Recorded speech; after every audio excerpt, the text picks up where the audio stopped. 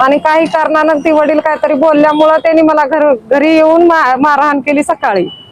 मी आणि माझी आई दोघीच होतो आम्ही घरी, वडील पण शेताकडे गेलेले. आणि मी भांडणं झालं त्यानंतर मी पोलीस स्टेशनला गेले मुलाला घेऊन. तर त्यांनी तिथून NC दाखल करून परत येताना त्यांनी रस्त्यावर गाठून 5-6 जणांनी मला काठीनं आणि नरड्यावर पाय देऊन मारहाण केली. त्यांनी पूर्ण साडी फेडली तरी पण त्यांनी मला सोडलेले नाहीत. आणि एक बाई धरली आहे त्यांची आणि चौघांनी येऊन मला मारहाण केली, नरड्यावर पाय देऊन, पोटावर पाय देऊन, हे करून पोटानं असं खाली पडल्यावर पण पायानं मारलेत त्यांनी. खुबा चव्हाण, सागर चव्हाण आणि राजू चव्हाण आणि शारदाबाई आणि रमेश चव्हाण. घटना घडल्यावर कुठल्या पोलीस स्टेशनला गेलता? नळदुर्ग पोलीस स्टेशनला गेलते. नेमकी कुठली घटना घडलेली आहे, कुठं म्हणजे घडली आहे? चिखली तांडा अंदूर मध्ये. संबंधित पोलीस स्टेशनला तुम्ही आहे का? बीट अंमलदारांनी काय केलं कारवाई? बीट अंमलदाराला फोन केला मी भांडणं झाल्यावर. तर मी स्वतःच्या जीवालाच काय तर बरं वाईट करून घेईन, मला एवढं वैताग आलं, एवढं मारलेत मला, आणि आत्ताच्या आता तुम्ही या म्हणल्यावर तुम्ही काय करायचं ते करा, माझ्यावर का ढकलताय म्हणून फोन ठेवून दिला त्याने. आणि माझ्या वडिलांना घेऊन मी त्याच ह्याच्या परिस्थितीत पोलीस स्टेशनला गेले.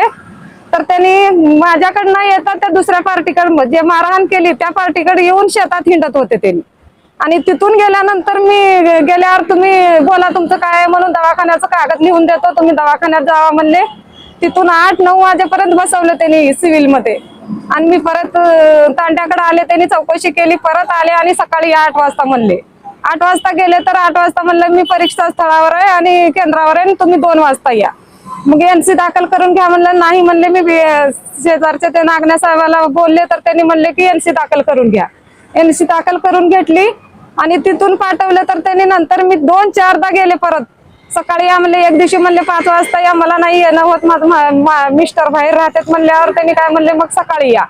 सकाळी गेले तर सकाळी म्हणतात की नाही आज त्यांच्या पार्टीचं म्हणजे पुढच्या पार्टीचे त्यांनी दवाखान्यात आहेत, त्यांचं काय तर कारण आहे आणि तुम्ही उद्या या म्हणले.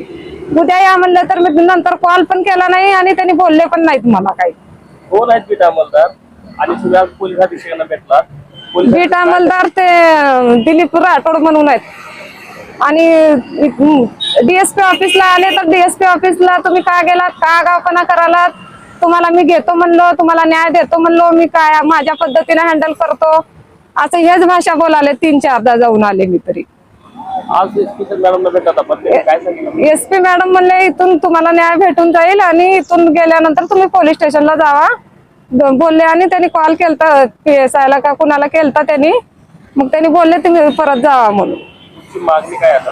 मागणी काही नाही बघा सर, माझं जे मारायची धमकी दिली त्यांनी मला माझे शेजारी लेकरं नसले असते तर मला मारूनच टाकले असते. ते एवढं प्रयत्न एवढं ही केलेत की त्यांनी काय सांगू मी, तेवढं त्रास दिलाय मला. 103 वेळा झालं साहेब, 3 वेळा झालं, हे 4थी वेळ आहे. 4थी वेळ आहे सर. त्यांनी लॉकडाऊन मध्ये पण 5-6 जणांनी त्यांचे सगळे भाऊ येऊन त्यांनी नोकरीवरती येऊन पोरीला मारलं का? मी हे म्हणलं तर नाही तुझं बघतो. चुलत भाऊकीचे आहेत, चुलत भाऊकी आहे. आणि तू इथंच का राहतेस, तू इथंच कस काय शेती घेतली, आई वडिलाच्याच घरी काय आहेस, तुझं दर वेळेसच हे कारण आहे. आणि तुला वर्षाच्या आत कसं संपवतो, तुला वर्षाच्या आत कापूनच टाकतो, माझ्याकडे भरपूर पैसा आहे, मी काय लाखानं खेळतो, माझ्याकडे पैसा मी सरकार खरेदी करतो, अशी ही भाषा वापराले सर. त्यानं तरी 5-6 वर्षापासून त्रास द्यायला सर आम्हाला. मागणी काय आहे? मागणी काय सर, रीत सर मला न्याय भेटावा बघा. त्यांनी मला कधीच हात लावू नये किंवा माझ्याकडे त्यांनी वाकडी नजरेनं सुद्धा पाहू नये.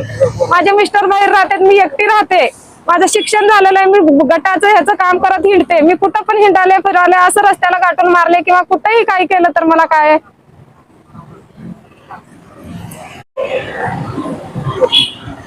सर याच्यानंतर जर माझ्या कुटुंबियाला, माझ्या आई वडील आणि मी तिघेच राहतोय घरी, आणि लेकराला पण शाळेतून येताना जरी त्यांनी काही केलं तरी त्यांनी जबाबदार राहणार आहेत बघा. माझ्या जीवाला जरी, आई वडिलांच्या जीवाला जरी काही झालं तर ते त्यांचं परिवार पूर्ण जिम्मेदार राहील.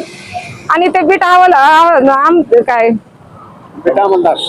अंमलदार त्यांनी कोणत्याच ह्याच्यामध्ये इन्व्हॉल्व केले नाहीत. म्हणजे सतत मी बोलले ना, त्यांच्याकडे कॉल करू सांगाले त्यांनी माहिती पूर्ण. आणि मी बघतो, मी ही करतो म्हणून त्यांच्या सोबत हिंडाले, मी जाताना सुद्धा त्यांच्या सोबतच ही करालेत त्यांनी, सारखं त्यांच्या सोबत संपर्क साधालेत त्यांनी. करतोय मी बाहेर म्हणजे आंध्रा कर्नाटक ह्याच्यामध्ये जातोय मी. हैदराबादहून व्हिडिओ कॉलवर बघत होतो माझ्या बायकोला मारताना. खोबा आणि यांनी सगळं मारत होते, खाली पाडून मारत होते. माझा मुलगा व्हिडिओ कॉल करायला, त्या मुलापासून मोबाईल विस्कटून घेऊन त्याने मोबाईल लेकराला पण हे केले तर. आणि नंतर माझी बायको येताना 2:30 वाजता दुपारी NC फाडून आल्यानंतर मारलेत त्यांनी. मी सगळं व्हिडिओवर बघत होतो, माझा कॉल सगळं चालू होता. तरी पण मी आता ह्याच्या पुढे आता म्हणजे 4थी वेळेस माझ्या घरच्याला मारण्याची त्यांची. आणि उद्या काही बरं वाईट झालं ना, सर्व जबाबदार त्यांनी राहणार माझ्या घराला. आणि राठोड पोलीस, मी त्यांना हैदराबादहून कॉल केला होता.